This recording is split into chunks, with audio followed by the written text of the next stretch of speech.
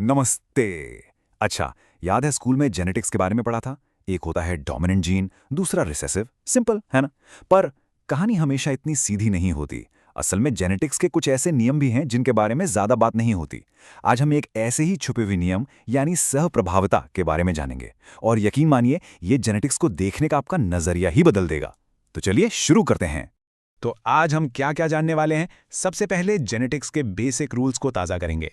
फिर हम देखेंगे कि ये नियम कब और कैसे बदल जाते हैं। उसके बाद हम सीधे अपने मेन टॉपिक सहप्रभाविता की दुनिया में गोता लगाएंगे और देखेंगे कि असल जिंदगी में ये कहाँ कहाँ देखने को मिलता है। और आखिर में हम सब कुछ समेटकर जरूरी बातें दोबारा दोहराएंगे। हमारी कहानी की शुरुआत होती है ग्रेगर मेंडल से। इन्हें फादर ऑफ जेनेटिक्स भी कहा जाता है और इसकी वजह थे उनके मटर के पौधों पर किए गए एक्सपेरिमेंट्स, जिन्होंने हमारी आज की जेनेटिक्स की समझ की नींव रखी।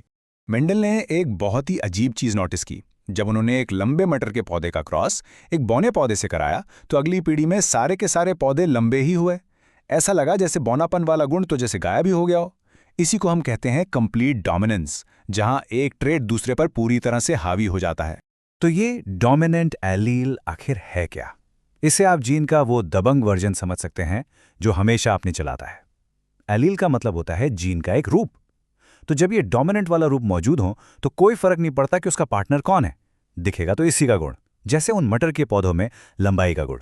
और सिक्के का दूसरा पहलू है रिसेसिव अलील। ये जीन का थोड़ा शर्मीला सा वर्जन है। इसका गुण या ट्रेट तभी दिखाई देता है जब इसकी दो कॉपियां एक साथ मौजूद हों। अगर एक भी डोमिनेंट अलील आ गया तो ये बेचारा बैकग्राउंड में छिप जाता है। लेकिन जेनेटिक्स इतना सिंपल होता तो क्या बात थी। कभी कभी ये नियम बड़े ही अनोखे तरीकों से मुड़ जाते हैं। तो चलिए ऐसे ही एक मोड़ से शुरू करते हैं जिसका नाम है इनकम्प्लीट डोमिनेंस। और यहीं पर एक मजेदार सवाल उठता है, क्या होगा अगर कोई भी एलील बॉस ना हो, मतलब कोई भी पूरी तरह से डोमिनेंट ना हो? तब क्या होगा जब दोनों एलील्स की ताकत बराबर हो? यहीं पर एंट्री होती है इनकम्प्लीट डोमिनेंस की। इस सिचुएशन में कोई एक अलील दूसरे पर हावी नहीं होता, बल्कि दोनों मिलकर एक बिल्कुल नया बीच का फिनोटाइप या ट्रेट बना देते हैं। इसका सबसे अच्छा उदाहरण है स्नैपड्रैगन का फूल। सोचिए, अगर आप एक लाल रंग के फूल को एक सफेद रंग के फूल से क्रॉस कराएं तो आपको क्या मिलेगा? न लाल न सफेद, बल्कि गुलाबी। ये दोनों पेरेंट्स का एक खूबसूरत मिक्सचर है। इसे समझने का सबसे आसान तरीका है पेंट के बारे में सोचना। आप लाल और सफेद पेंट मिलाते हैं तो आपको गुलाबी रंग मिलता है ना?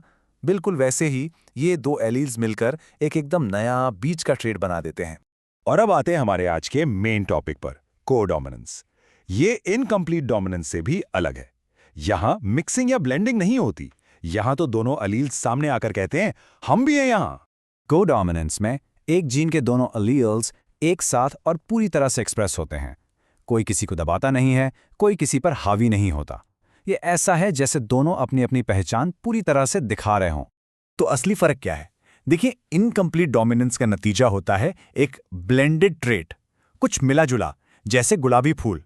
लेकिन कोडोमिनेंस में दोनों ओरिजिनल ट्रेट्स एक साथ और अलग अलग दिखाई देते हैं, जैसे लाल और सफेद धब्बे। ये कोई मिक्सचर नहीं है, ये एक तरह का मोज़ेक है, एक पैटर्न है। चलिए अब थ्योरी से बाहर निकलकर देखते हैं कि असल दुनिया में ये कैसे काम करता है। आपको जानकर हैरानी होगी कि कोडोमिनेंस हमारे चारों तरफ है, जानवरों में भी और हम इंसानों में भी। इसका एक क्लासिक उदाहरण है शॉर्टहॉर्न मवेशी।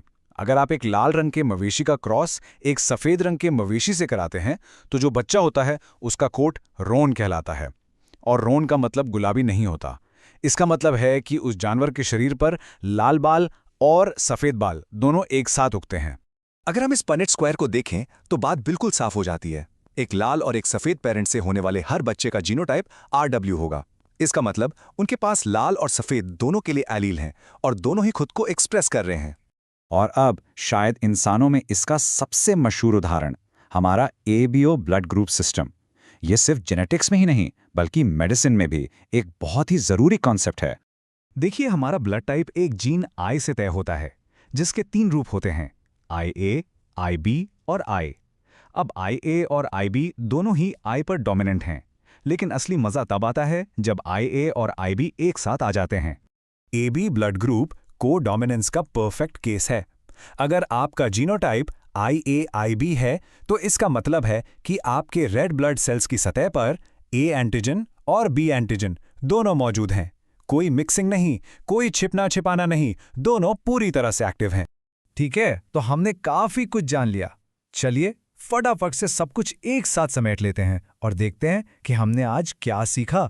ये टेबल सारी कहानी को बहुत अच्छे से बयां कर रही है। आप साफ साफ देख सकते हैं कि हम कहां से कहां तक आए।